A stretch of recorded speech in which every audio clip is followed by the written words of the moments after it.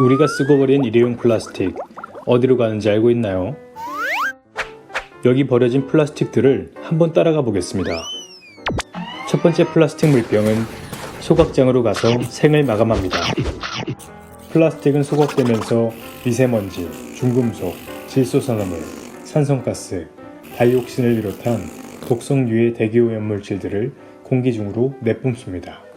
공기 중으로 뻗어나간 이 독성 물질들을 결국 우리가 마시게 되면 각종 질병의 원인이 될 수 있습니다. 두 번째 플라스틱 물병은 쓰레기 수거차를 타고 매립지에 도착했군요. 문제는 우리나라의 매립지가 포화 직전의 상태라는 것입니다. 그런데 비가 내리기 시작하면서 여기에 더 큰 문제가 발생합니다. 빗물이 쓰레기로 가득 찬 구덩이에 고이면 각종 쓰레기와 함께 썩으면서 오염되기 시작합니다. 이렇게 생긴 더러운 물을 침출수라고 합니다. 이 침출수가 주변 땅과 강, 호수를 오염시켜 생태계를 아프게 합니다. 마지막 플라스틱 물병은 바람에 날려 강물을 따라 결국 바다에까지 이르게 됩니다. 이 플라스틱은 해류를 따라 흘러 쓰레기가 밀집되어 섬을 이루는 쓰레기 섬에 도착하게 되는데요. 1분마다 쓰레기 수거차 한 대 분량의 쓰레기가 바다로 버려져 이런 쓰레기 섬을 만든다고 합니다. 이런 해양 쓰레기들은 바다 생태계에 어떤 영향을 끼칠까요? 쓰레기와 먹이를 구분하기 어려운 거북이에게 바다 쓰레기는 생명을 위협하기도 합니다. 그리고 바다로 흘러간 플라스틱들은 점점 더 작은 조각으로 쪼개져 미세 플라스틱이 됩니다. 지름 5mm 이하의 플라스틱을 미세 플라스틱이라고 하는데요. 이렇게 작은 미세 플라스틱들은 작은 물고기의 먹이가 되어서 우리 먹이사슬 안으로 들어오게 됩니다. 이 작은 물고기는 더 큰 물고기의 먹이가 되고 이 물고기는 또 그보다 더 큰 물고기의 먹이가 되면서 이 물고기는 미세 플라스틱과 함께 결국 우리의 식탁 위로 올라오게 됩니다.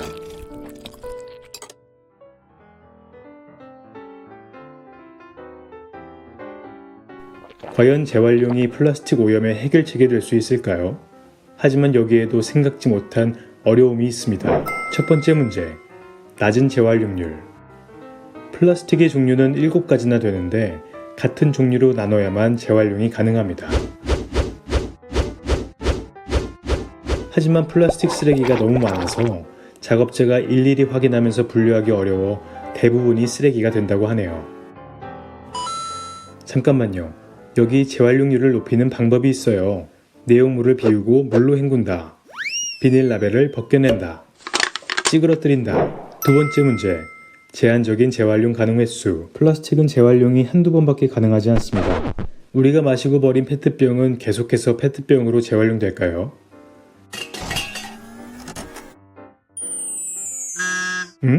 그럴 수가 없다고요? 음료 페트병은 원단으로 재활용되고 그 원단으로 만들어진 합성섬유는 더 이상 재활용되지 못한다고 해요. 그래서 플라스틱 재활용률을 높인다고 해도 제한적인 재활용 가능 횟수 때문에 재활용은 해결책이 될 수 없습니다. 그렇다면 이 모든 문제를 해결할 수 있는 더 나은 방법은 처음부터 재활용해야 할 쓰레기 자체를 만들지 않는 것이 아닐까요? 편리함보다 불편함을 선택할 때 우리가 사랑하는 바다를 지킬 수 있습니다. 저희와 함께 해주시겠어요?